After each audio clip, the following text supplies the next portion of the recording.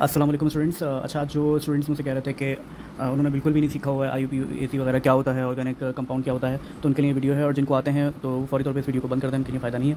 और जिनको नहीं आते हैं और वो चाहते हैं कि उनको जो है वो वर्बली उनको याद हो जाए ये सब बातें, तो देख लीजिए। मैं कोशिश करूँगा कि जल्द से जल्द बताऊँ। मैं अगर मेरी आवाज़ आप लोगों को तेज़ लग रही है तो आप लोग उसको स्पीड को कम तेज़ कर सकते हैं। यूट्यूब में ऑप्शन होता है। तो देखिए यहाँ पर एक कार्बन है। कार्बन जो होता है टेट्रावैलेंट होता है। कैसे पता हमें टेट्रावैलेंट होता है? क्योंकि पहले शेल में 2 इलेक्ट्रॉन आते हैं और दूसरे शेल में 4 इलेक्ट्रॉन आ जाते हैं। तो इट मीन्स कि ये टेट्रावैलेंट कंपाउंड है। टेट्रावैलेंट कंपाउंड का मतलब ये होता है कि कार्बन 4 बार रिएक्ट कर सकता है हाइड्रोजन के साथ। तो क्योंकि कार्बन जो है वो अगर हाइड्रोजन के साथ रिएक्ट करता है तो इसी का नाम ऐसे ऐसे कंपाउंड को हम कहते हैं ऑर्गेनिक कंपाउंड। ठीक है, एक तो ये बात हो गई। तो याद रख लें आप लोग कि कार्बन और हाइड्रोजन जो है वो भाई भाई हैं। तो अब आ जाते हैं अगली बात पर।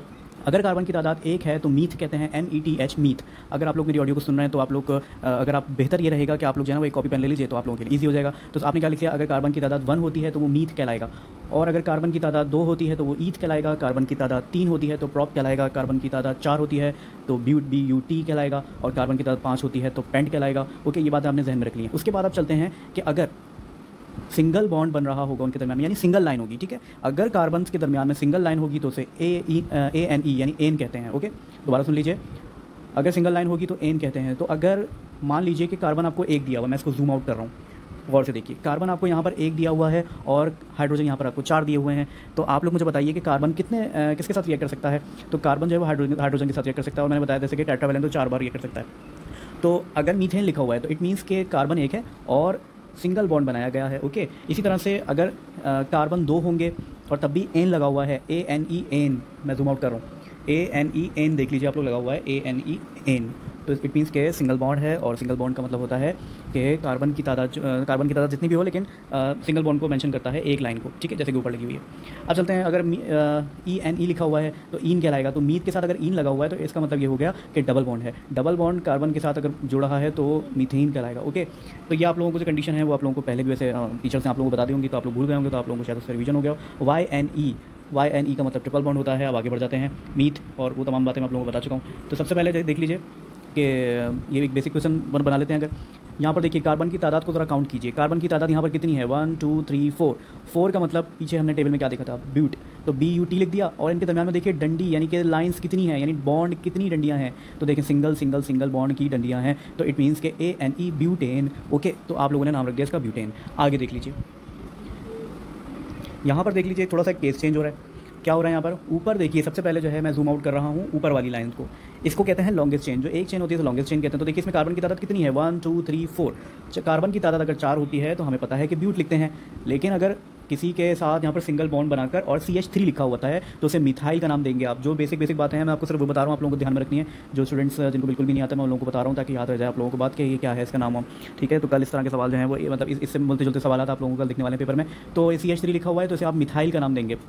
अच्छा, अब होता क्या है कि नंबर जब हम लिखते हैं ना तो देखो नंबर 1 2 3 4 आप लोगों को यहाँ पर लिखे हुए दिखाई दे रहे होंगे ऊपर। तो देखो काउंटिंग शुरू कहाँ से करनी है? काउंटिंग आपको वहाँ से शुरू करनी होती है जहाँ पर ये जो मिथाइल है ना CH3, ये जिसके करीब हो। आप लोग और से देखो CH3 जो मिथाइल है वो राइट वाली जगह पे ज़्यादा करीब है या लेफ्ट वाली जगह पे ज़्यादा करीब है? तो आप लोग कहोगे राइट वाली जगह पे करीब है, तो राइट से ही हम नंबर काउंटिंग को शुरू करेंगे। तो नंबर 1 2 3 4। तो नंबर 1 2 3 4 में आप लोग देखो 2 के नीचे जो है ना वो CH3 यानी मिथाइल लगा हुआ है। तो मिथाइल के बारे में हमने क्या लिख दिया? 2 methyl. Okay, butane 2 methyl. Okay, नाम क्या पड़ गया इसका? Butane 2 methyl.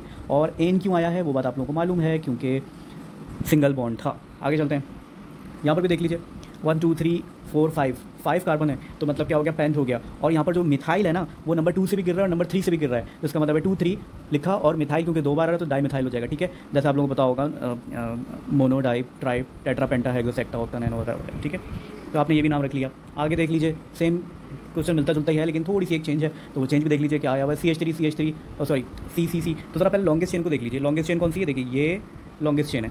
लॉन्गेस्ट चेन में देखिए नंबर 1 2 3 4 5। तो अब 5 हैं तो इसका मतलब है सबसे पहले आपके ध्यान में आ गया पेंट तो आना है। ओके, पेंट के अलावा सिंगल बॉन्ड है तो इसका मतलब है पेंटेन हो गया। अब पेंटेन के बाद आपने क्या नाम रखना है? तो देखिए नंबर जैसे कि मैंने कहा था कि वहाँ से शुरू किया जाता है जहाँ पर मिथाइल करीब हो, यानी CH3 वाला करीब गिर रहा हो। तो राइट पे गिर रहा है या लेफ्ट पे गिर रहा है? और से देखिए, तो राइट पे गिरता हुआ आपको ज़्यादा करीब नजर आ रहा है। ओके, तो आपने क्या किया? नंबर काउंटिंग आपने राइट से शुरू करी। राइट से शुरू करने पर आपने देखा 2 3 जो है वो मिथाइल पर आया हुआ है, तो आपने लिखा 2 3। लेकिन अनफॉर्चुनेटली 3 पर जो है वो दो मिथाइल आपको दिख रहे हैं, ऊपर से भी और नीचे से भी। तो जब ऊपर और नीचे 2 दफ़ा मिथाइल आ जाता है तो उसे हम क्या कहेंगे? 3 और 3, यानी कि 2 बार मिथाइल आया हुआ है 3 पर। तो इसको 3 लफ्ज़ को आप 3 डिजिट को आप 2 बार लिख सकते हैं। ठीक है, आपने क्या लिखा? 2 3 3 ट्राई मिथाइल। ट्राई मीन्स 3 बार मिथाइल आ चुका है। आगे चलते हैं, तो यहाँ पर भी देख लीजिए आप लोग, यहाँ पर देखें नंबर 4 पे जो है ना वो एक जो कार्बन है वो ऊपर की जानिब जो है वो जा रहा है, और नंबर जो 3 पे देखेंगे आप लोग तो डाउनवर्ड डायरेक्शन में जो है वो आपको CH2 और CH3 दिख रहा है। CH2 और CH3 यानी कि C2H5। तो C2H5 की मीनिंग क्या है? C2H5 की मीनिंग होती है इथाइल। गौर से सुन लीजिए, C2H5 की मीनिंग होती है इथाइल। ये एक स्टूडेंट की कॉपी है, तो उसमें अगर आप लोगों को राइटिंग समझ ना आ रही हो या कुछ गंदगी हुई हो तो आप लोग ज़रा थोड़ा सा इसको रोक रोक कर देख सकते हैं, शायद समझ आई जाए आपको।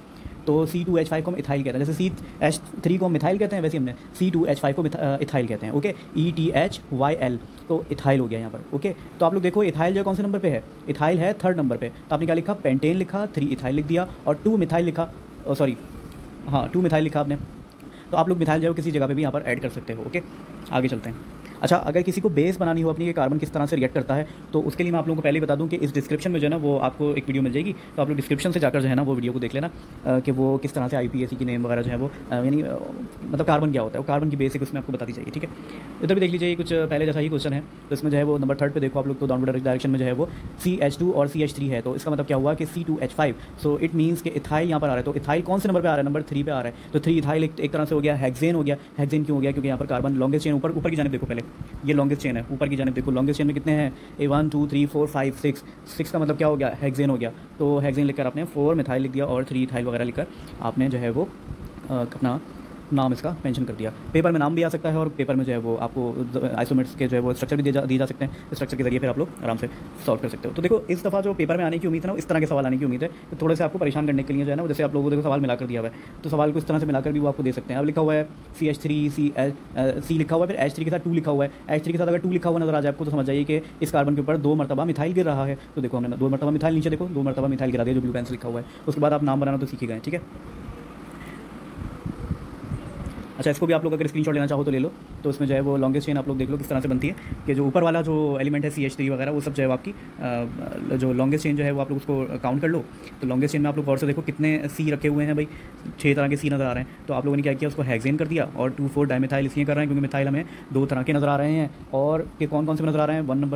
नंबर 1 ये वाला था, और नंबर 2 उसके बाद वाला, नंबर 3 इसके बाद वाला, और इस तरह से पूरी चेन ये बन चुकी है। ठीक है, अब देखो यहाँ पर जो है वो एक आपके पास अल्कीन के भी आ सकते हैं, अल्काइन के भी आ सकते हैं, या अल्काइन वाले हैं जो कि 3 बॉन्ड वाला जो होता है।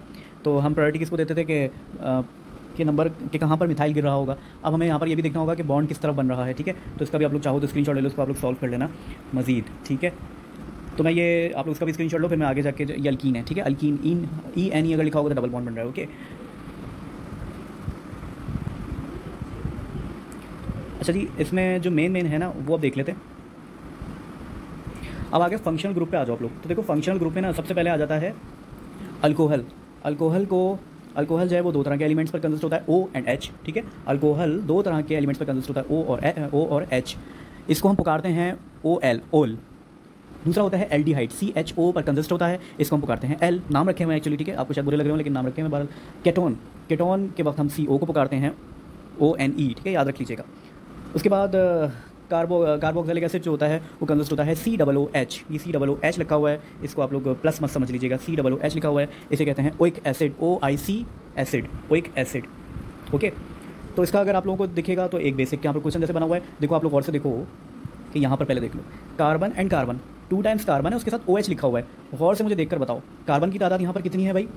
आप लोग कहोगे 2 कार्बन को क्या कहते हैं? ईथ, और साथ में सिंगल डंडी डली हुई है यानी सिंगल बॉन्ड है तो एन कह दोगे। तो ईथेन तो यहाँ पर हो गया, साथ में OH लगा हुआ है। तो मुझे बताओ OH को हमने क्या पुकारा था? All, OL, all. तो आप लोगों ने क्या लिख देना है इसका नाम? इथेनॉल। ओके, या इथेन वनॉल भी लिख सकते हो आप लोग। तो यहाँ पर भी ये क्वेश्चन है, आप लोग इसकी भी चाहो तो प्रैक्टिस कर लेना। इसके अलावा आप यहाँ पर आ जाइए, एक नया तरह का आप लोगों के लिए सवाल है एल्डिहाइड की जो नाम रखेंगे आप लोग वो AL के नाम से रखेंगे। तो आप लोग यहाँ पर ज़रा देखकर बताइए इसकी पहचान क्या होती है, ये भी मैं बता दूँ आप लोगों को। ऊपर देखो डबल बॉन्ड होना चाहिए, एक साइड पर जो है वो उसकी मिथाइल होना चाहिए यानी CH3, और एक साइड पर जो है वो कुछ भी हो जाए तो आप लोगों को परवाह नहीं होनी चाहिए। तो देखो यहाँ पर कार्बन की तादाद कितनी है? कार्बन की तादाद यहाँ पर मुझे 1 और 2 दिखाई दे रही है। ओके, तो अगर कार्बन की तादाद 2 है तो सबसे पहले आप लोगों को पता होना चाहिए ईथेन बन गया। अब ईथेन के साथ साथ जो ऊपर जो कंडीशन आप लोगों को दिख रही है, जो चेहरा आप लोगों को दिख रहा है वो L के नाम से है, तो इथेनॉल।